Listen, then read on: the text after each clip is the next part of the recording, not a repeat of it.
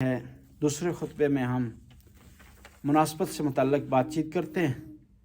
گزشتہ جمعے کو بعض شوال کے مہینے کی مناسبتیں بیان کی اور انہیں کو آگے بڑھاتے ہیں۔ 5 شوال 37 ہجری قمری کو امیر المومنین کا لشکر صفین کی طرف روانہ ہوا ہے۔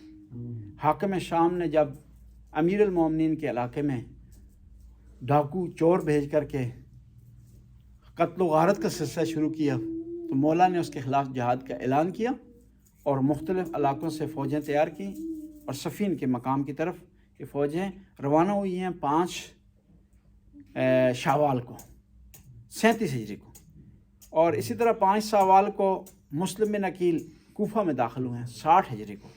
مسلم بن عقیل جو ہے وہ امام کی خدمت میں حاضر ہوئے مکہ میں۔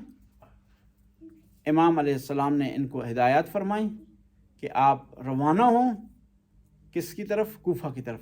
پھر مسلم عقیل آئے مدینہ سے اپنے 2 بیٹوں کو لیا اور روانہ ہوئے کوفے کی طرف، اور 5 شوال کو مسلم عقیل داخل ہوئے کس میں؟ کوفہ میں۔ اسی 5 شوال کو وفات ہوئی ہے جمال الدین اسد آبادی، ایک بہت بڑے مشہور سکالر تھے جو افغانستان میں بھی رہے ہیں، ایران میں بھی رہے ہیں۔ اب ان کے بارے میں 2 اختلاف پائے جاتے ہیں، اور یہ وہ آدمی ہیں جنہوں نے پہلی دفعہ یہ کہا تھا کہ میں نے مسلمان افغانستان اور ایران میں دیکھے ہیں لیکن اسلام یورپ میں دیکھے۔ ان کے بعد کو پھر آگے لوگ کوڈ کرتے رہے، جو بھی آتا رہے یورپ میں دیکھتا رہا ہے تو کوڈ کرتا رہے۔ یہ پہلا آدمی تھا جس نے یہ بات کی تھی۔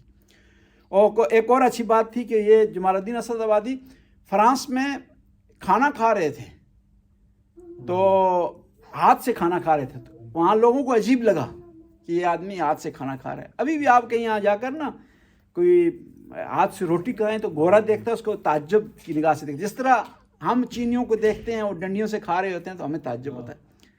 تو وہاں کسی گورے نے سوال کیا کہ آپ چمچ سے کیوں نہیں کھا رہے؟ اس وقت انہوں نے جواب دیا، انہوں نے کہا کہ وہ چمچ جو 60-70 آدمیوں کو منہ میں جا چکی ہے، میں نہیں چاہتا میرے منہ میں بھی جائے، لہٰذا یہ ہاتھ میرا اپنا ہے، اسی کو جو میں استعمال کرتا ہوں، اور اگر جراثیم بھی ہو تو میرے اپنے ہی ہیں، میرے منہ میں جائیں گے۔ اور یہ وہ مشہور آدمی تھے۔ ان کے بارے میں 2 اختلاف پائے جاتے ہیں، ایک ان کے شیعہ اور سنی ہونے کے بارے میں اختلاف پایا جاتا ہے، دوسرا ان کے بارے میں اختلاف پایا جاتا ہے یہ ایرانی ہے یا افغانی۔ اسد آبادی ان کا لقب تھا۔ ایران میں بھی ہمدان میں ایک جگہ ہے اسد آباد، یہ کہتے ہیں وہاں کے ہیں۔ جلال آباد کے پاس افغانستان میں بھی جگہ ہے ایک اسد آباد، کچھ لوگ کہتے ہیں وہاں کے۔ اور جب یہ ثابت ہو جائے گا کہ یہ افغانی ہیں تو پھر ان کا سنی ہونا بھی ثابت ہو جائے گا، اور جب یہ ثابت ہوگا کہ ایرانی ہیں ان کا شیعہ ہونا بھی ثابت ہو جائے گا۔ اور یہ مشہور سکالر تھے، اور انہیں آپ کہہ سکتے ہیں کہ ریفارمر تھے، کہ جنہوں نے اسلام کے لیے بہت زیادہ خدمت کی ہے، اور بہت سارے ان کے آثار اور کتابیں موجود ہیں۔ اور یہ یہاں پر ایک نقطہ آپ خدمت میں عرض کروں کہ جو بڑے لوگ تھے نا، جو مشہور ہو گئے، جن کا نہیں پتہ چل سکا کہ شیعہ سنی تھے، انہوں نے جان بوجھ کر کے اپنے آپ کو سنی ظاہر کیے بعض کو لیڈر بننے کے چکر میں۔ کیونکہ اگر ایک آدمی کہتا ہے میں شیعہ ہوں تو ایک محدود کمیونٹی کا لیڈر بنے گا، اگر وہ کہتا ہے میں سنی ہوں تو بڑی کمیونٹی کا لیڈر بنے گا۔ مثال کے طور پر اگر سنی میں ہوتے امام خمینی اور اپنے آپ کو سنی ظاہر کرتے تو ان کا زیادہ جو ہے وہ چرچا ہوتا۔ کئی لوگ سنیوں کو سنتے ہوئے ہم نے کہتے ہوئے سنا ہے کہ خمینی بہت اچھا آدمی تھا، بڑا اس نے انقلاب کیا ہے، بڑی تبدیلی لائی، لیکن کاش کہ یہ شیعہ نہ ہوتا۔ اسی حوالے سے سر سید احمد خان کے بارے میں کہ اختلاف پایا جاتا ہے، شیعہ تھا سنی تھا، خود اس نے ظاہر کیا ہے کہ میں سنی ہوں، لیکن اس کی جو آثار ہیں، کتابیں ہیں، اس سے پتہ چلتا ہے کہ نہیں، اس نے شیعہ کتابوں کا بھی مطالعہ کیا۔ مثلا اس کی تفسیر ہے، اس میں بہت زیادہ کوٹ کیے اس نے حوالے مجمع البیان کے، علامہ طبرسی کی کتاب ہے مجمع البیان، اس کے حوالے کوٹ کیے۔ تو بات چیت ہو رہی تھی طالب جوہری صاحب سے مشہد میں کہ آپ بتائیں سر سید احمد خان شیعہ تھا سنی تھا؟ تو انہوں نے کہا شیعہ تھا۔ میں نے کہا کیا دلیل ہے آپ کے پاس؟ کہا اس کا پوتا اکبر خان میرے پاس آیا، اس نے کہا کہ مجھے ایران کا ویزا دلوائیں، میں زیارتوں کے لیے جانا چاہتا ہوں۔ میں نے کہا تمہارا دادا تو اس نے اپنے آپ کو سنی بتایا اور اظہار کیا میں سنی ہوں۔ کہا نہیں، وہ لیڈرشپ کے چکر میں سنی بنا ہوا تھا، لیکن اصل میں وہ شیعہ تھا۔ اسی طرح بہت سے لوگ تاریخ میں ایسے ہیں جن کے بارے میں اختلاف پائے جاتے ہیں، شیعہ اور سنی ہیں۔ ابھی مثال کے طور پر محمد علی جناح قائد اعظم کے بارے میں اختلاف پایا جاتا ہے کہ شیعہ اور سنیوں کے پاس ایک ہی دلیل ہے، کہتے ہیں کہ جنازہ جو ہے شبیر احمد عثمانی نے پڑھایا ہے اس لیے وہ سنی۔ اب پھر سنی بعض کہتے ہیں نہیں شیعہ تھا، کوئی کہتا ہے سنی تھا۔ بہرحال جو اچھا آدمی ہوتا ہے، جو نیک آدمی ہوتا ہے، کوئی کام کرتا ہے، معاشرے میں ایکٹیویٹی دکھاتا ہے، ہر کوئی کوشش کرتا ہے اسے اپنے ساتھ سے جوڑے۔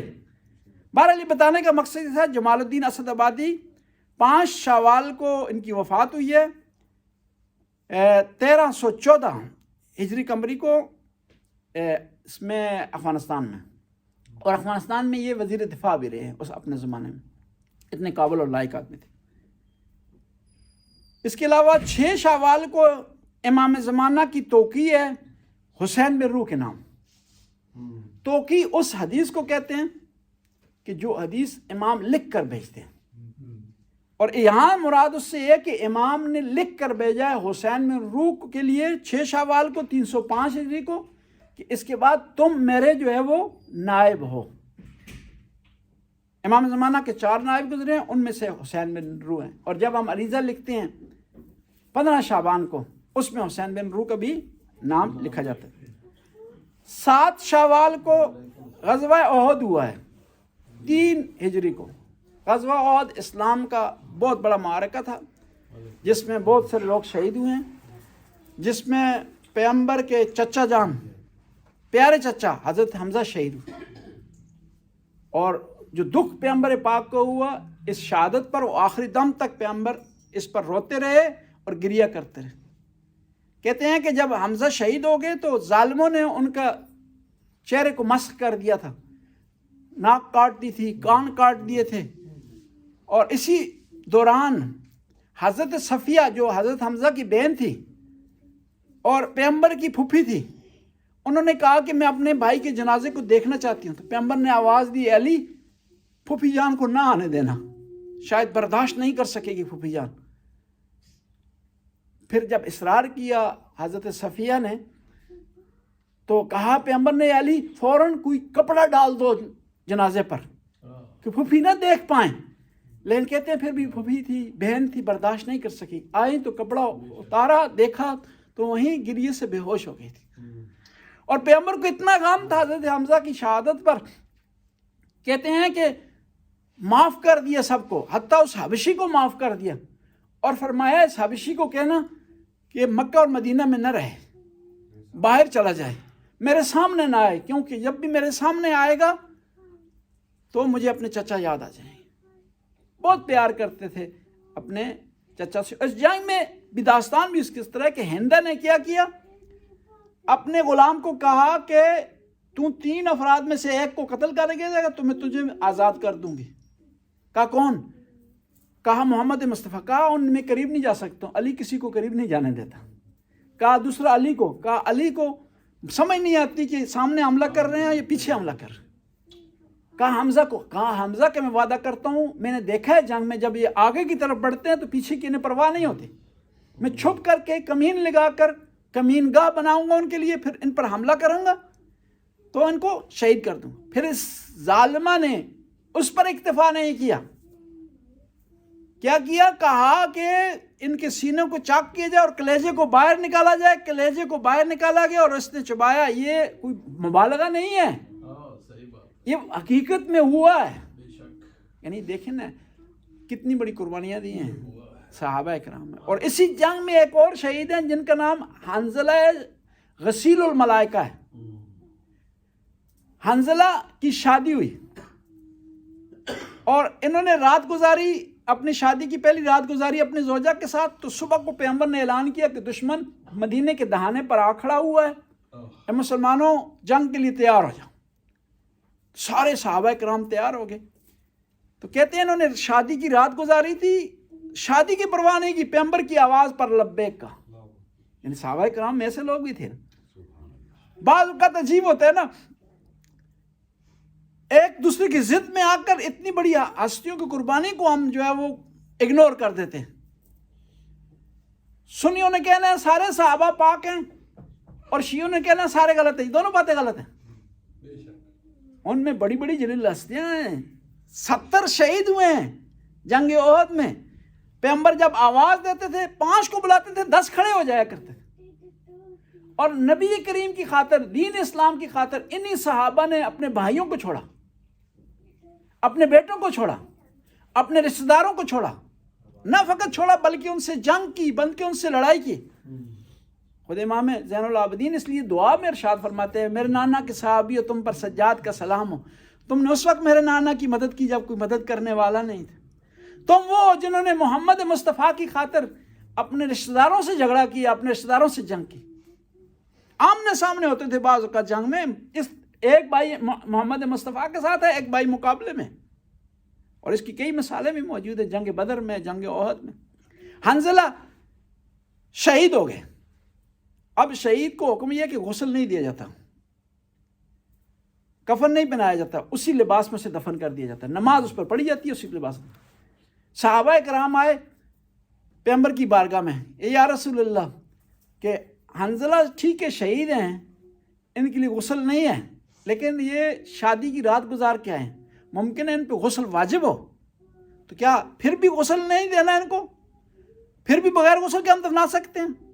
تو پیغمبر نے ارشاد فرمایا، اے میرے صحابیوں، حنظلہ کی فکر نہ کرو، میں نے اپنی آنکھوں سے دیکھا ہے کہ حنظلہ کو فرشتوں نے غسل دیا ہے، اس لیے مشہور ہو گیا حنظلہ غسیل الملائکہ، اور ان کے وہ بیٹے پیدا ہوئے ہیں اس ایک رات کی شادی کی وجہ سے، وہ امام علی کے ساتھ شہید ہوئے، اتنا بڑی سعادت حاصل کی حضرت حنظلہ نے اور ان کے بیٹے نے۔ یہ جنگ احد کا جو احوال تھا۔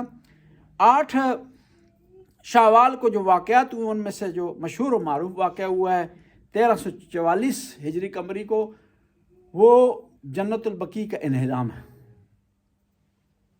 یعنی ان ظالموں نے جب حکومت سنبھالی ہے، ہولڈ سنبھالا ہے، انہوں نے ائمہ اطہار کی، صحابہ اکرام کی، ازواج نبی کی، امہات المومنین کی قبروں کو خراب کیا انہوں نے، اور یہ حتیٰ یہاں تک پہنچ گئے تھے کہ نبی کریم کے گنبد کو گرانے، تو پوری دنیا سے خط گئے کہ یہ ہمارا ریڈ لائن ہے، اس کے بعد اگر اس سے آگے تم بڑھے تو پوری دنیا، پورا عالم اسلام تمہارے خلاف جہاد کرے گا، اس لیے رک گئے، ورنہ نبی کریم کے گنبد کو، اسی وجہ سے آپ دیکھیں نا پوری دنیا میں زیارتیں ہیں، ائمہ کے حرم ہیں، آل بیت کے حرم ہیں، وہ ہر سال وہاں صفائی ہوتی ہے، نیا گنبد بنتا ہے، اس میں توسیع ہوتی ہے، لیکن نبی کریم کا وہی پرانا گنبد بنا ہوا ہے، اس میں تبدیلی نہیں لائی گئی، اس کو بہتر نہیں بنایا گیا، اس کو بڑا نہیں کیا گیا، اس میں مٹیریل بہتر استعمال نہیں کیا گیا، صرف ضد کی خاطر، آل بیت سے دشمنی کی خاطر